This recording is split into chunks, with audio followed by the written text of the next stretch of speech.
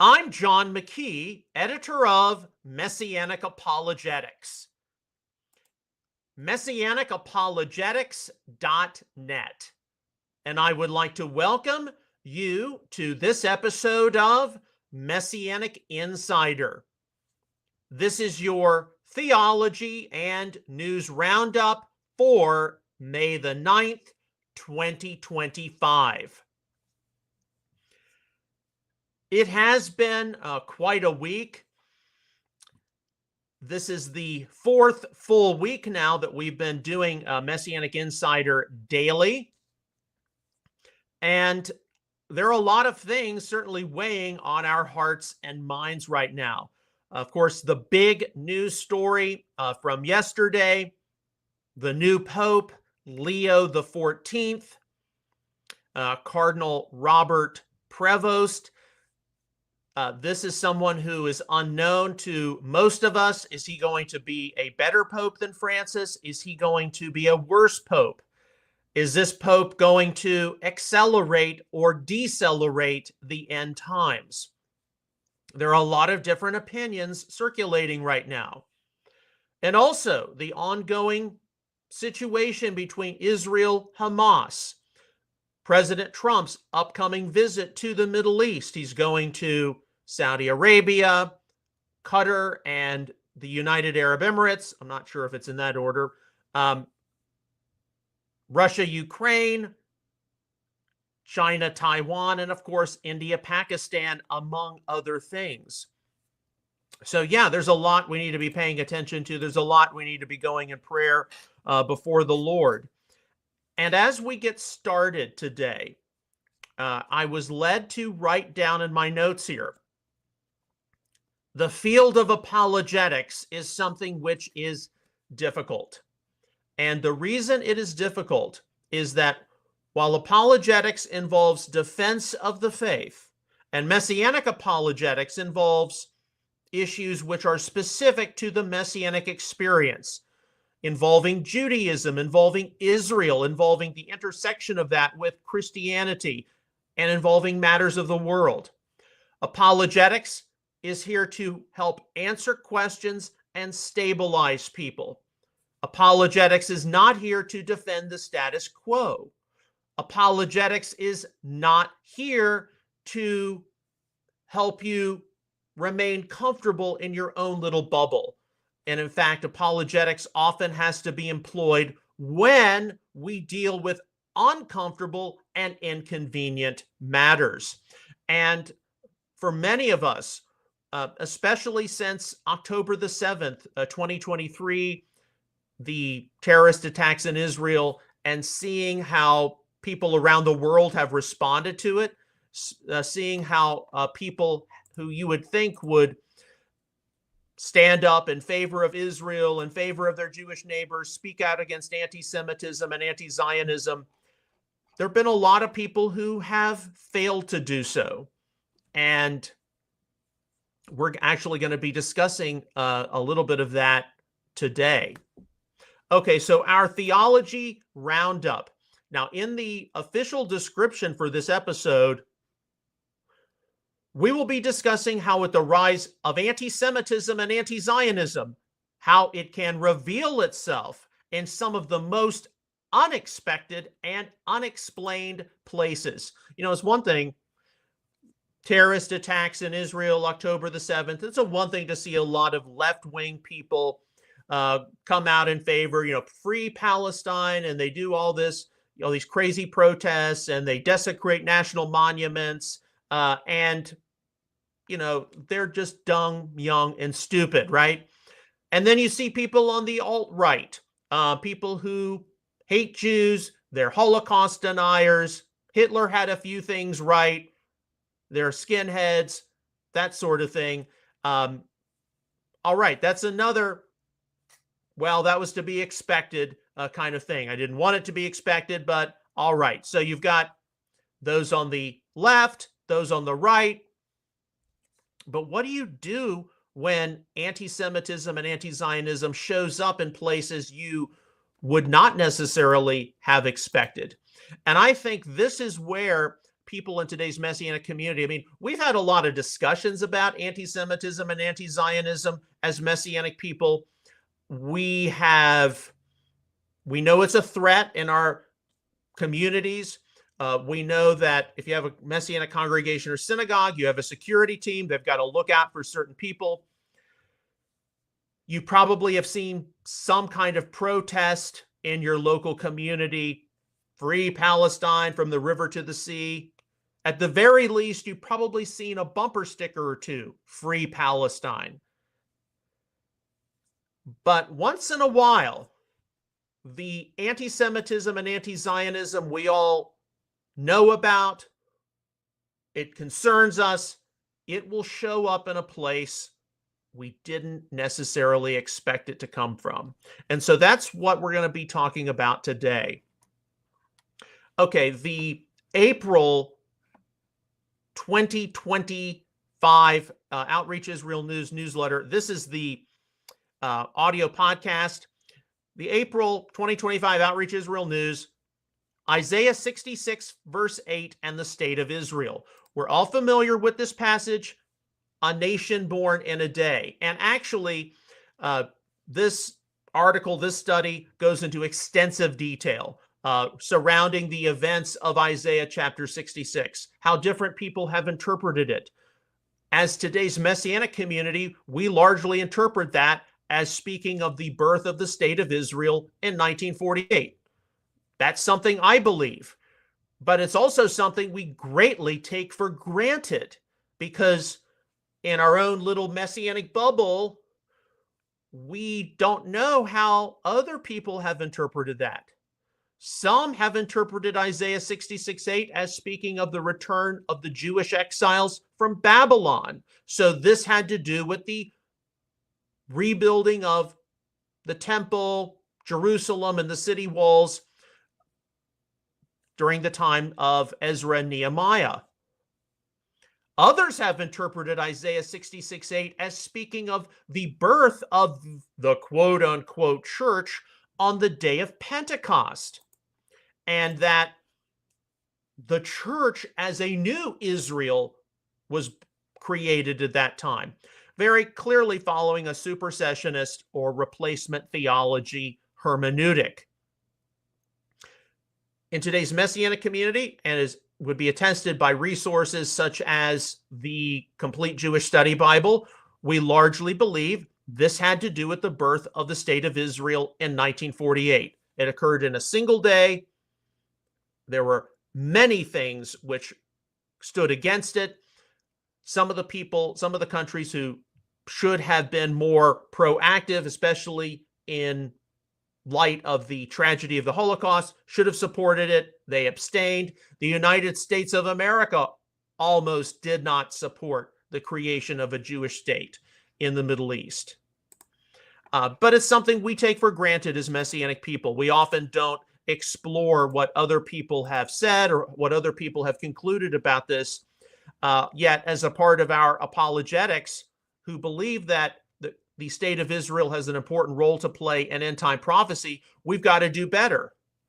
And we also have to be a little more honest sometimes. As important as the return of the Jewish people back to the homeland of their ancestors has been, the state of Israel, as important as it is, the Zionist movement, as important as it is, supporting the return of Israel to its homeland, the establishment of an independent Jewish nation state. The state of Israel is not the restored Messianic kingdom. Yet, as I believe, and I think many of you all would agree, it is an important stage, an important installment along the way.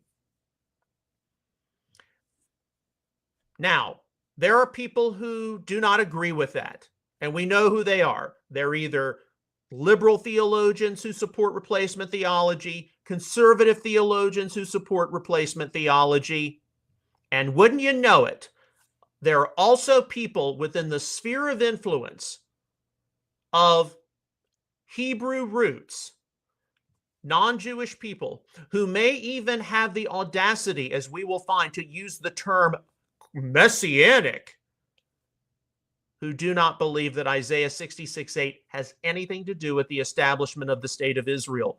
And we don't have these discussions that much because they're uncomfortable, or, well, we need unity and you're fighting people. To which I say, bullshit. That's the Ashkenazic pronunciation. We need to have these discussions. We need to recognize the threats where they exist, and we need to call them out as well as push back where necessary. So I haven't discussed this that much, but here, this teaching on Isaiah 66:8 went out 11 days ago. And of course, we got some comments on YouTube. And from time to time, we will get a comment like this: Free Palestine. Okay, that's to be expected. We've also gotten comments on some of our teachings that, you're supporting genocide in Gaza, all of that. Certainly, we've also said in response to those kinds of things, we believe that this conflict in Gaza needs to be concluded as quickly as humanly possible. I think that there are millions of Israelis who would agree with that. We need this over as soon as it can be over. It is a human tragedy, but is Israel committing genocide? No, they're trying to protect the civilians, but there's always going to be collateral damage. But here, we got a comment from somebody named Gathering Jacob. And I'd like to read through this and make some observations, because this person is in the Hebrew roots, even quote unquote Messianic sphere of influence.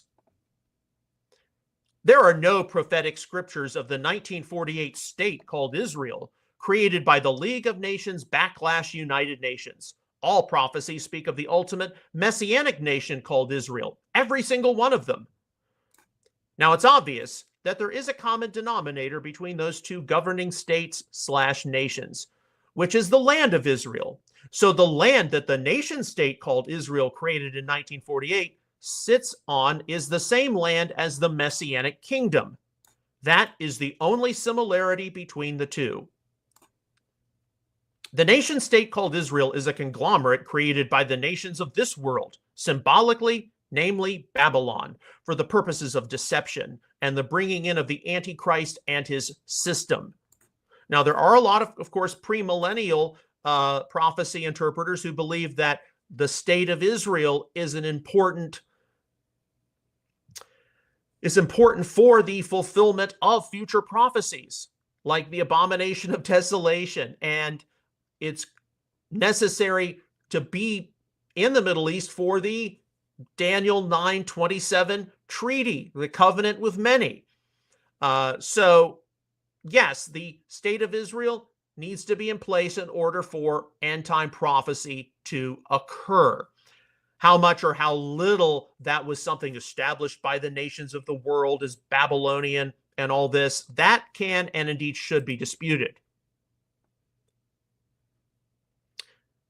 In conclusion, any prophecies about the temple, sacrifices being done before the Messianic age, sacrifices being stopped, the Antichrist sitting in the temple, these are in reference to the nation state called Israel that was created in 1948.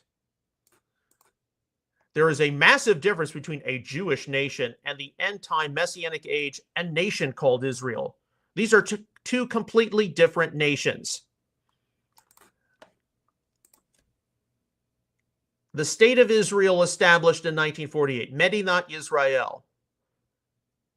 It was established via the Zionist movement, which started in the 19th century. And Jewish people living especially in the old European empires, so the Russian Empire, Austro-Hungarian Empire, German Empire, French Empire, even British Empire, they lived in this 19th century period where all of these old European powers were establishing their empires across the planet. Huge amount of nationalism, and they realized that as much as they tried to integrate into these societies, they couldn't do so. And they needed their own independent nation state for their own ethnic survival, especially in view of anti-Semitism against them, persecution against them, discrimination against them, even in spite of all of the Western European enlightened values of democracy and citizenship and tolerance and what have you. And the Zionist movement was made up of people who were religious. They looked at the prophecies of the return of scattered Israel to the homeland of their ancestors. And it was composed of secular people who didn't believe in God, but definitely believed that the Jewish people were not going to survive if they were stuck in these other countries. They needed a country of their own, run by Jews, for the preservation of Jews. So Zionism has a huge range of ideologies. People in today's Messianic community would obviously lean more towards some kind of religious Zionism, emphasizing the return of scattered Israel in the prophecies of the Tanakh, not just, well, we need a Jewish state somewhere to preserve the Jewish people. Now, this is where things get very upsetting and very infuriating even. Lastly, let me say the 1948 Israel was not born in a day. The undertaking of the creation of this nation began in the mid to late 1800s. That's a fact. Well, let's understand something. The return of Israel to the Holy Land in the prophets of the Tanakh is something which, of course, regardless of how someone approaches it, it's a not only multi-year, but multi-century, some would say multi-millennia process. But then, boom, you're going to have a point event where it comes to some kind of a significant action. And so, yes, you've got to have lead time in order to get a movement ready, and then, boom, something happens. So, yes, the Zionist movement was a multi-decade movement. But the creation of the State of Israel, which had huge amount of opposition, even post-World War II, post-Holocaust, that did occur in a day.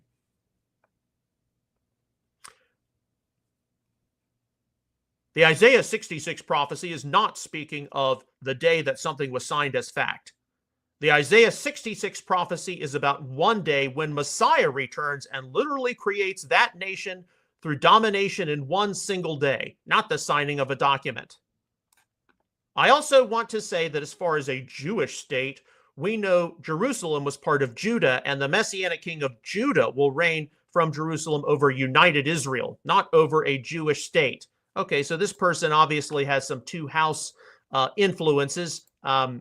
We can discuss some of the problems with two-house at a later date. Yes, there are prophecies involving the reunion of the northern and southern kingdoms, which are to be concluded in conjunction with the end times and the Messiah's return. But, okay, we have to be clear about our terminology. I would love to hear your response to this comment. Thank you. Well, gathering, Jacob, I guess you were not expecting some kind of a public response on Messianic Insider. Now, here is where things get even more interesting. Okay, look, obviously, there are going to be some worldly elements involved with the creation of the State of Israel. Many of Israel's leaders have been atheist. Others have professed belief in the one God of Israel and the hope of a Messiah to come. How is that quantitatively any different than looking at the Roman province of Judea in the first century? You had Pharisees who believed in the Messianic kingdom, the future resurrection of the dead. You had Sadducees who did not believe in the resurrection of the dead and were in league with Rome.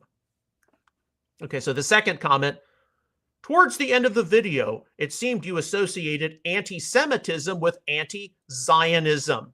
Yes, I did. And I do believe that anti-Zionism is anti-Semitism because Zionism is an affirmation that the Jewish people have an eternal biblical right to the homeland of their ancestors promised by God in the Torah and Tanakh. If you do not believe that, you are opposed to the Jewish people. You are anti-Semitic. Person says, now obviously you have to define both terms to be clear about what you're saying. But Zionism that says that the present Jewish nation is to dominate with military power and war is not biblical in any way, shape, or form. There are some prophecies which do speak about not only the return of Israel to the Holy Land, but also them expanding their hegemony. Is that going to take place with the current state of Israel? Is that going to take place in conjunction with the return of many more Jewish people and exiled Israelites to the Holy Land? These are questions which are uncomfortable. And yeah, they're going to be elements of prophecy, the world, etc., that every Messiah follower has to sort through. So just to conclude here, the person says, so I am sure that confused me, that it confused others as well. Not those in the Messianic Jewish movement, not those who hold to a premillennial eschatology. Maybe you can clarify in the comments. Well, we got a Messianic Insider episode for you. Also, let me ask you, how could the anti-Yeshua as Messiah nation state be a quote-unquote first installment of anything Messianic? They will look on him whom they have pierced.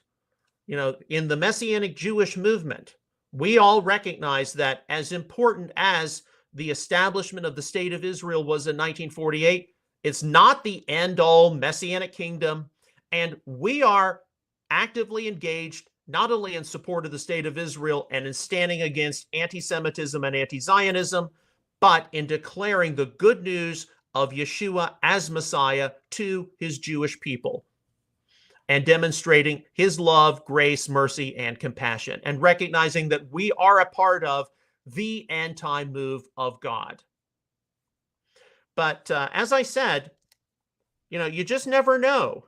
I mean, you expect there to be comments, anti-Semitic, anti-Zionist comments from those on the far right, those on the far left, those who are replacement theology, but you can also see it from people who sit within the Hebrew roots and even quote-unquote Messianic sphere of influence. Now, I don't mean to chastise any of you, but, you know, because I know a lot of you all, you follow our ministry, but when some of you all who support a teaching like this, Isaiah 66:8 and the state of Israel, when you don't comment, when you don't put a thumbs up on it, that leaves the ground open for somebody to instead say free Palestine or the state of Israel is some kind of a satanic deception. And, you know, we're going to see more and more of that. And, you know, even if some of you all have to set up an account which doesn't have your real name in it, you know, we do need to see more of you stand with us and to, you know, push back, at least say, you know, you're confused, buddy. You know, you're screwed up. No, the state of Israel is not perfect, but it has a significant role to play in the end time scenario. So please do, you know, when we have a teaching like this, you know, I encourage you all to stand with us, you know, do more thumbs up, at least be able to say in your anonymous YouTube account or whatever it is, sir, you are mistaken. Pray for the peace of Jerusalem and pray for the salvation of the Jewish people. And indeed, as an alternative, I mean, this guy is basically saying that Isaiah 66:8, a nation born in a day, will only occur at the second coming. I disagree with that. I believe that speaking of the state of Israel in 1948, but here's a passage which I believe does speak of the second coming, and it does involve the full-on arrival of the Messianic kingdom. Hosea 1, verse 11, although if you have a Jewish Bible version, it might be Hosea chapter 2. And the sons of Judah and the sons of Israel will be gathered together, and they will appoint for themselves one leader, and they will go up from the land, for great will be the day of Jezreel. And it's kind of interesting. This is speaking of not only a reunion of the northern and southern kingdom, so that issue has been resolved. They will appoint for themselves one leader. We can conclude that that is Yeshua the Messiah, so a recognition of him as the Redeemer, and they will go up from the land. Could that be a reference to being gathered into the clouds to meet the Lord? For great will be the day of Jezreel, something which is commonly associated, of course, with the Battle of Armageddon. That is something which is yet to take place. And indeed, you're not going to see the culmination of all of the restoration of Israel prophecies until the Messiah returns. But yeah, you just never know what screwed up individual is going to post comments like that on your social media. So please do. If you really appreciate a lot of what we're doing, do more thumbs up, respond to some of these people, or at least say, hey, that was a great teaching. Am Yisrael Chai, and, God help the enemies of his chosen people. But things are going to get more and more complicated the closer we get to the Messiah's return. Okay, so we do have a number of news items to go through. Most of these news items, but not all of them, do involve the new Pope, Pope Leo the 14th. And I am, of course, very relieved it's not John the 24th. But I know that many of us, we were not expecting Cardinal Robert Prevost to be the new Pope. In fact, as of yesterday, most of us had never heard of him. So there's going to be a lot of information trickling down regarding who this new Pope is, what he, some of his values are, what his life has been like. We know he is a native of Chicago. This is the first American Pope. There have been a lot of jokes out online already that communion wafers are going to be changed to deep dish.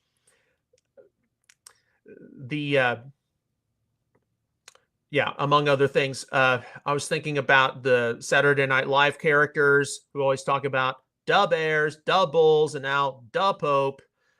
But more seriously, there are going to be a lot of things which we are going to have to just sort through regarding the new Pope. Okay, so with that in mind, let's get started on our news update. And of course, all of these links I'm going through, you can access them yourself when this episode is archived on MessianicApologetics.net. Okay, our first story from Charisma, of course. This is from yesterday, May the 8th. A new Pope and a prophetic era. Amanda Grace weighs in on Pope Leo the 14th. Now, if you go through this article, Amanda Grace, she's one of these quote-unquote prophetic voices. Amanda Grace thinks that Pope Leo is somehow associated with Leo the lion, the fire of the Holy Spirit, and things are apparently lining up for America. So he has taken the name Leo the 14th. Leo is the lion. Lion 14. Highly prophetic, highly profound. And the reason why this is happening, I said in a recent broadcast that the new Pope was going to be a sign of the times. And scrolling down, speaking of the election of November, it triggered a changing of the guard that was going to affect the entire earth. And from that election and President Trump taking his second term, we now see an American Pope being chosen for the first time ever. So 50 is the Jubilee where there are reversals, says Grace. So you have fire for Pentecost and you have the lion, Leo the 14th. The lion is taking the position of Pope, Grace says, and it's in America and it's all connected. Okay, so these are the kinds of things people in the charismatic world might be concluding. Who knows? I mean, to be honest, the charismatic world and I'm saying this as someone who is a continuationist, so I do not believe the gifts are dead. But the charismatic world and I don't agree on that much, if anything. Yes, we're going to be following who the new Pope is. It's going to affect us all religiously in the world. It's going to affect us politically in the world. It's certainly going to affect us sociologically in the world, because the world has 1.5 billion Roman Catholics. But how good or how bad this is, we will wait and see. And let's not, read messages into things because someone gets up and says, oh, God gave me this word, or we're trying to read messages into Bible passages where a lion appears in some way. Let's be a little more restrained, please. All right, so we do have a number of things which are going to be circulating regarding who the new pope is. Whether you agree or disagree, people are going to be talking about it, and there are going to be people saying things. Facts about Pope Leo XIV. American, Augustinian order, registered Republican. Opposes female deacons, wears traditional garments, openly critical of Western decline. What do you think of this pick? Okay, everyone's entitled to have their opinion. When I heard that he was a registered Republican, I was kind of surprised, especially seeing some of the things he has said about the Trump administration, J.D. Vance, etc. But okay, if he is more or less a moderate Republican, that's probably better than what he could else have been, right? Okay, from X, Laura Loomer, she's very right-wing. But this is what she says about Leo XIV. This is the new pope. His name is Robert Prevost. He's the first American pope. He is anti-Trump, anti-MAGA, pro-open borders, and a total Marxist like Pope Francis. Catholics don't have anything good to look forward to, just another Marxist puppet in the Vatican. Now, as somebody who comes from a very strong Protestant background, and some of you all know the story of my father's mother, who was Roman Catholic. She married my grandfather, a Protestant. She got excommunicated, and the McKee family hasn't had anything to do with Catholicism that much ever since. And that's also one of the reasons why we're very critical of various groups of Messianic Jews who have had dialogue with the Vatican and even sent groups to the Vatican. We're like, when has the Vatican not lied to the Jewish people? Because they lie all the time. So the choice of the new pope is like, are you going to have the flu, or are you going to have cancer? I mean, to me, that's when you get a new pope. Of course, it's going to be a bad person. Is it going to be the flu, or is it going to be AIDS? Okay, this is, of course, congratulations from the White House. Congratulations to Cardinal Robert Francis Prevost, who was just named Pope. It is such an honor to realize that he is the first American Pope. What excitement, and what a great honor for our country. I look forward to meeting Pope Leo XIV. It will be a very meaningful moment. President Donald J. Trump. And of course, once you see, somebody finally elected, then you have to, lessen tensions, and you got to act like you're all friends and everything like that. We had Pope Francis for 12 years, so 2013 to 2025. Pope Leo, how long are we going to have him? We could have him longer than Pope Francis. And so, we don't get a new pope that frequently. So that's why, we're paying attention to this today. Is he going to accelerate or decelerate the end times? For my own self, I am inclined to think that, and this is with the information I have today, yes, Leo XIV is going to be more of a centrist pope. You're going to see more of a Francis light. But of course, I reserve the right to change that opinion based on new information, because a lot of us, we know our Roman Catholic cardinals, our Roman Catholic clergy about as well as we know our racehorses, because the Kentucky Derby was last week. Yeah, we don't know our Catholic cardinals. Okay, moving on to another story. This is from X. Per the conflict between India and Pakistan right now, India's government announced that its military killed the terrorist who beheaded Jewish American journalist Daniel Pearl. Thank you, India. May Daniel's memory be forever a blessing. Yeah. India and Israel, they have a common enemy. They have a common foe, Islamic extremism. Okay, back to another Pope story. This is obviously from someone who's Protestant. Heartbreaking to watch the adoration of a man who falsely claims to be in the seat of Christ on earth and who leads millions in false doctrine.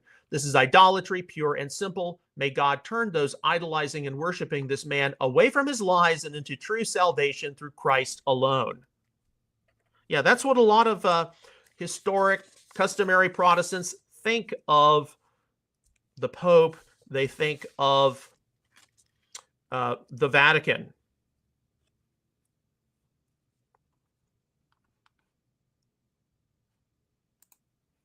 Okay.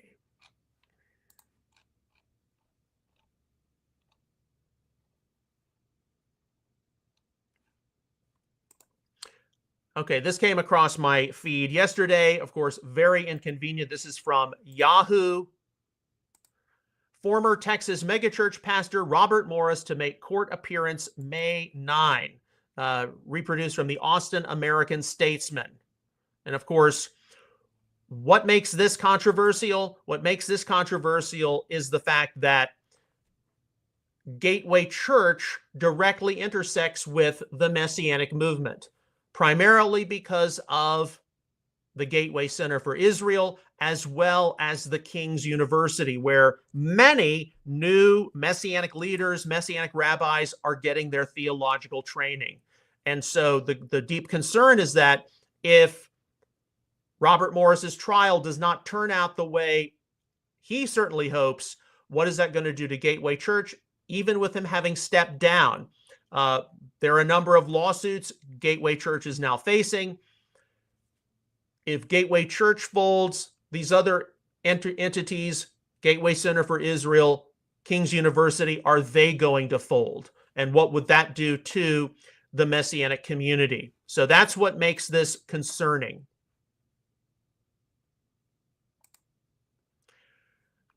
Okay, here are some stories about Trump's upcoming visit to the Middle East. Reuters: the U.S. is no longer demanding Saudi Arabia normalize ties with Israel as a condition for progress on civil nuclear cooperation talks. And of course, to be sure, there are always going to be always going to be talk and always going to be speculation involving the Middle East. Okay. Here is a news story. I didn't include this in my setup today. From Newsmax yesterday, May the 8th. Despite his political affiliation, Prevost spent years amplifying criticism of President Donald Trump's policies on social media, especially with the president's stance on immigration, according to reports. Okay, you cannot expect anybody who is religious clergy to take the MAGA stance on immigration, open borders.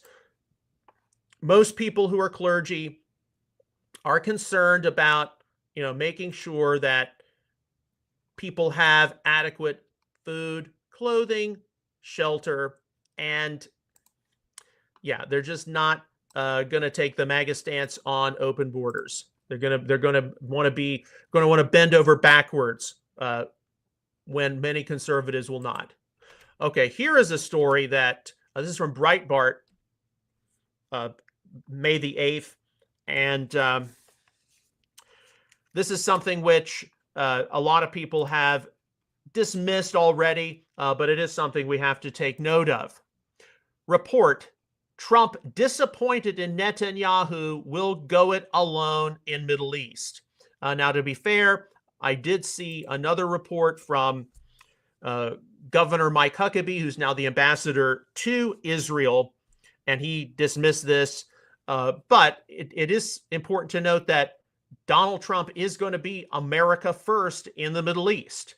That does not mean anti-Israel, but America's agenda needs to be in alignment with America, not Israel. Israel needs to align itself more with America, not vice versa. So I can say that you should be expecting more and more of that with the Trump administration.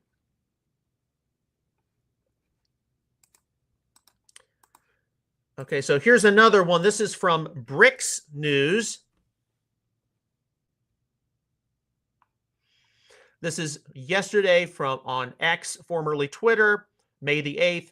Russia says it's moving toward a meeting between President Putin and U.S. President Trump. Indeed, I don't think, and this is my opinion, I might be wrong about this, I don't think you're going to necessarily see a final peace between Russia and Ukraine without Trump and Putin meeting in person. But that is my opinion. Okay, we covered that one. Okay, so here's another one, also talking about the Trump administration in the Middle East. This is from Open Source Intel on X. I think it would be smart for Trump to address the moves and reports that he may have left Israel feeling sidelined. Number one, launching Iran negotiations without informing Israel. Number two, declaring a Houthi ceasefire without Israeli involvement. Three, pushing a deal with Saudi Arabia that doesn't include normalization with Israel. Trump doesn't owe an explanation to the Israeli public, but a clear message would go a long way in reassuring allies fighting a war on 6 fronts. Is he shifting his tone or just playing both sides? Trump, as a businessman, operates in a way many people who are career politicians don't operate. I think we do have to keep that in mind. I don't believe Trump wants to see Israel sidelined, but he is going to see some things which need to be taken care of. The Middle East is a disaster zone, particularly with some of the very poor decisions made by the preceding Bush, Obama, and Biden administrations. And Trump actually had things moving in the right direction. And then, of course, 2020 came about. So now he's trying to get back on track with some even more complicated dynamics.